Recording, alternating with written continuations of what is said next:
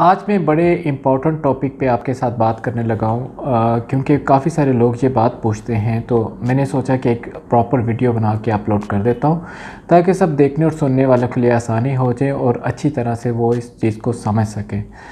जो लोग भी यहाँ पर आते हैं तुर्की में और घर ख़रीदना चाहते हैं और वो एक्चुअली अपने बजट को एस्टिमेट नहीं कर पाते कि अगर एक घर लेते हैं तो उस पर ऊपर एडिशनल एक्सपेंसेस कौन से आते हैं, टैक्स कितना पे करना पड़ता है और उसके अलावा जो दूसरे अखराजात हैं वो डाल के आपको घर कितने का कास्ट करता है और उसका क्या तरीक़ाकार है।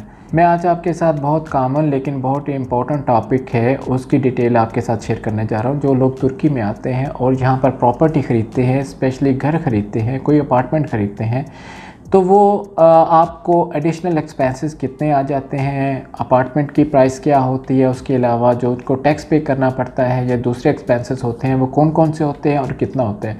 स्टेप बाय स्टेप मैं आपको सारा प्रोसेस बताऊंगा।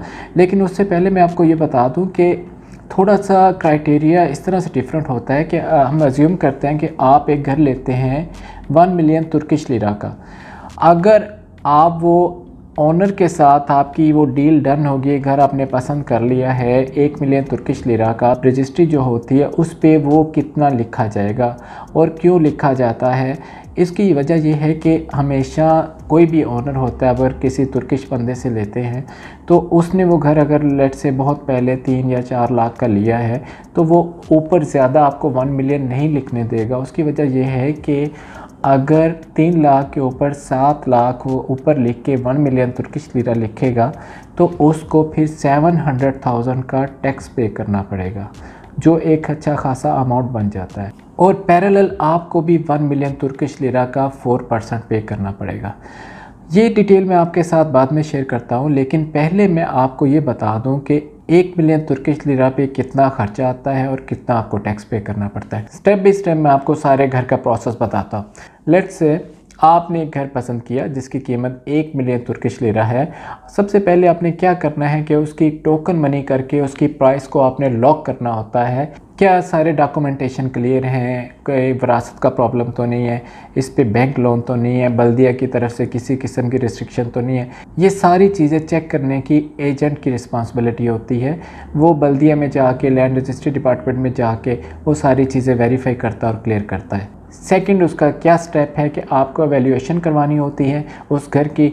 जो गवर्नमेंट के रजिस्टर्ड कुछ कंपनीज हैं जो जिनके पास ये राइट्स होते हैं कि वो आपके घर को एग्जामिन कर सकती है और उसके अगेंस्ट एक रिपोर्ट जनरेट करती है जो कंपलसरी होती है आपको वो घर ख़रीदने के लिए। उसमें सारी डिटेल्स, अंदर की तस्वीरें, घर के बाहर की तस्वीरें, उस गली की मैप, उसका जो सैटेलाइट व्यू है वो पिक्चर्स, उसकी डिटेल्स, उसकी मेजरमेंट्स, ईच एंड एवरीथिंग उस पर मेंशन होती है। ये कास्ट करती है अराउंड 2500 तुर्किश लिरा में। आजकल आगे जाके अप डाउन हो सकती है, लेकिन मैं आपको करंट प्राइसेस के साथ सारी चीज़ें शेयर करूँगा। अच्छा, उसके बाद क्या होता है कि आपको अपॉइंटमेंट लेना होता है तापू के लिए कि जिस दिन जाके आप लैंड रजिस्ट्री डिपार्टमेंट में जाते हैं, सेलर भी आता है, बायर भी जाता है और उस दिन आपको वो सारी पेमेंट करनी होती है। कुछ टैक्सेस होते हैं जो पे करके और अपॉइंटमेंट वाले दिन आप लैंड रजिस्ट्री डिपार्टमेंट में ऑफिसर के सामने वो फिर अपनी टाइटल डीड साइन करते हैं। सेकंड एक्सपेंस ये आता है कि जिस दिन आपने जाना होता है यहाँ पर टाइटल डीड के जो चार्जेस हैं वो 2% सेलर के लिए और 2% बायर के लिए। लेकिन यहाँ पर जनरली जो प्रैक्टिस देखी जाती है कि बायर 4% पे करता है, सेलर उसमें से कुछ नहीं पे करता। और अगर सेलर से बात करें तो वो कहता है कि मैंने एग्जैक्टली ऐसा किया था, जब मैंने परचेज़ किया तो मैंने 4% ही पे किया था। तो इट्स मीन आपको भी 4% ही पे करना पड़ता है। सम केसेस में, किसी डिफरेंट सिनेरियो में ऐसा होता है कि वो एज ए डिस्काउंट या आपकी फेवर करने में 2% आपको सेलर भी पे करते हैं, लेकिन मोस्टली यही देखा जाता है कि बायर को ही 4% पे करना पड़ता है। थर्ड में एक और छोटा सा टैक्स होता है डोनर सरमाया। डोनर सरमाए की भी अभी थोड़ा सा इंक्रीज़ कर दिया उन्होंने प्राइस। 1675 तुर्किश लिरा अभी डोनर सरमाया के लिए चार्ज करते हैं। और ये वो दोनों टैक्स हैं जो टापू यानी टाइटल डीड को साइन करने से पहले आपको पे करने होते हैं। इसके बाद आपको एक ट्रांसलेटर हायर करना पड़ता है। अगर तो आपको तुर्किश लैंग्वेज आती है तो फिर कोई ज़रूरत नहीं, अगर नहीं आती तो आपको वहाँ से ऐसा स्पीकर जो आप ज़ुबान समझते हैं, जानते हैं और तुर्किश बोल सकता है, वो बंदा हायर करना पड़ता है। जो ये और कोई भी मतलब किसी का कोई जानने वाला कोई दोस्त भाई उसकी हेल्प नहीं कर सकता। ये सिर्फ वही ट्रांसलेटर आपको हायर करना पड़ता है जो वहाँ पे रजिस्टर्ड होते हैं और सर्टिफाइड होते हैं। वो आपसे कास्ट करता है तकरीबन 800 टू 1500 तुर्किश लीरा। डिपेंड करता है कौन से डिस्ट्रिक्ट में आप डील कर रहे हैं, कौन सी लैंग्वेज के लिए। ट्रांसलेटर के जो चार्जेस हैं वो 800 टू 1500 तुर्किश लीरा है। लैंग्वेज पे डिपेंड करता है कि कौन सी आप लैंग्वेज समझते हैं, इंग्लिश, अरबिक, जर्मन, तुर्की, उर्दू, कोई भी लैंग्वेज उस हिसाब से। और डिस्ट्रिक्ट में भी होता है कि और किस एरिया से कर रहे हैं, ये थोड़ा सा और अवेलेबिलिटी पे भी होता है कि वो ट्रांसलेटर अवेलेबल है कि नहीं। अच्छा, और इसके बाद जो सारा जो आपका प्रोसेस करता है, जो वो बंदा जब आप टोकन मनी देने के बाद सारे डॉक्यूमेंट्स उसको देते हैं और वो ओनर की तरफ से भी सारे डॉक्यूमेंट लेके अब आपके अपॉइंटमेंट लेता है, सारा प्रोसेस कर, वो अराउंड 500 टू 800 तुर्किश लीरा वो कास्ट करता है।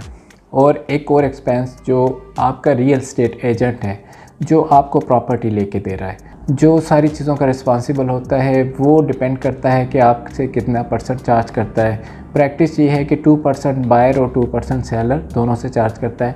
लेकिन अगेन फिर वही इशू है कि यहाँ पर सेलर नहीं देता, तो वो मोस्टली जो रियल एस्टेट एजेंट हैं वो 3% चार्ज करते हैं अपने क्लाइंट से। तो इट्स मीन अगर आप 1 मिलियन तुर्किश लीरा का घर ख़रीदते हैं तो प्राइस लॉक करने के बाद सबसे पहले आपको एक्सपर्टीज़ रिपोर्ट करनी पड़ती है, नंबर 1, जो अराउंड 3000 आप राउंड फिगर ले लीजिए कास्ट करता है। उसके बाद आपको जब तापू साइन के लिए जाना पड़ता है लैंड रजिस्ट्री डिपार्टमेंट में, तो वहाँ जाके आपको टाइटल डीड फीस जो टैक्स जो होता है वो पे करना होता है, वो होता है 4%, वो देख लीजिए। इसके अलावा छोटा सा एक और टैक्स होता है डोनर सरमाया, जो around 1675 Turkish lira, round figure 1700 कर लीजिए, वो कभी पे करना पड़ता है। आपको ट्रांसलेटर का 1000 लीरा पे करना पड़ता है। आपको जो सारा प्रोसेस बंदा कर रहा होता है उसका 500 तुर्किश लीरा पे करना होता है, जो अपॉइंटमेंट लेके देता है।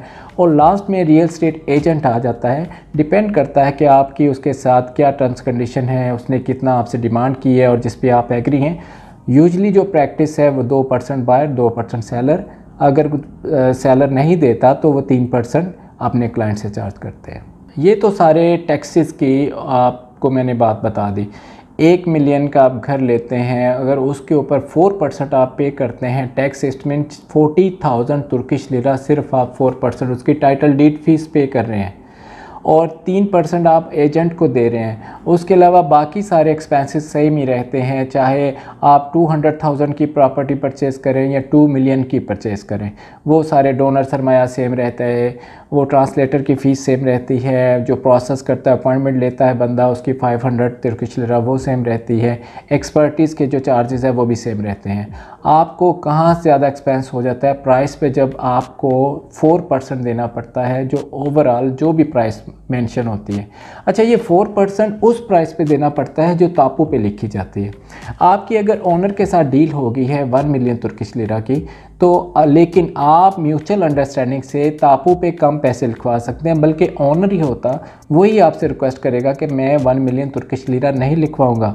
उसकी वजह यह है कि जब उसने घर ख़रीदा था तो लेट्स से उसने 400,000 का ख़रीदा था, तो अभी आपको 1 मिलियन का बेच रहा है, तो बीच में जो गैप आ गया 6 लाख का, वो उसका कैपिटल गेन में कंसिडर करेंगे और उस पर इनकम टैक्स लेंगे, वो अराउंड 22% है यहाँ पे। तो वो उससे इतना ज़्यादा वो टैक्स देने के बजाय वो कैपिटल गेन कम शो करेगा, 50,000 या मैक्स 100,000, वो 4 से 5 लाख का आपको घर दे देगा। उसका आपको ये फ़ायदा होगा कि आपको 1 मिलियन के बजाय 500,000 का टैक्स पे करना पड़ेगा, जो 4%।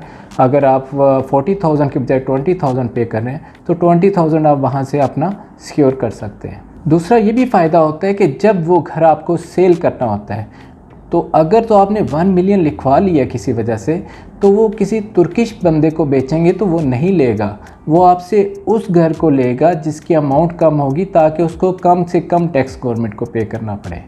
तो इस एस्पेक्ट से यहाँ पर जो प्रैक्टिस में देखा जाता है वो यही देखा जाता है कि वो कम अमाउंट शो करते हैं, बाकी पेमेंट अंडर द टेबल होती है।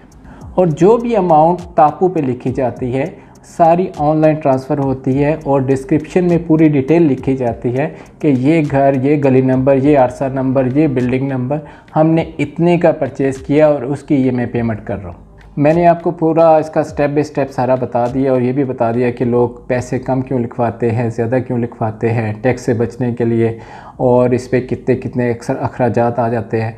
बाज़ लोग ऐसे होते हैं कि उन्हें पता नहीं होता कि ऊपर उनके ओवरहेड चार्जेस कितने आ जाएंगे, उनका बजट सारा डिस्टर्ब हो जाता है। एक बंदे ने माइंड मेकअप किया कि मैंने 1 मिलियन का घर लेना है, तो वो ये सोचता है कि मैं 1 मिलियन दूंगा और घर ले लूँगा, लेकिन आप अप्रॉक्सीमेटली अगर फिगर ले तो 8 to 10% आपको एडिशनल उसका देना पड़ जाता है। तो फिर वो बंदों का जब बजट डिस्टर्ब होता है तो वो फिर सारा उनका बजट वो अनबैलेंस हो जाता है, जिसकी वजह से परेशानी से बचने के लिए आप ये जहन में रखिए 8 to 10%, 4% आपका टाइटल डीड का गया, 3% आपका एजेंट का गया, अब बाकी एटसेट्रा जो है वो 2 से 1-2-3% वो कर लीजिए।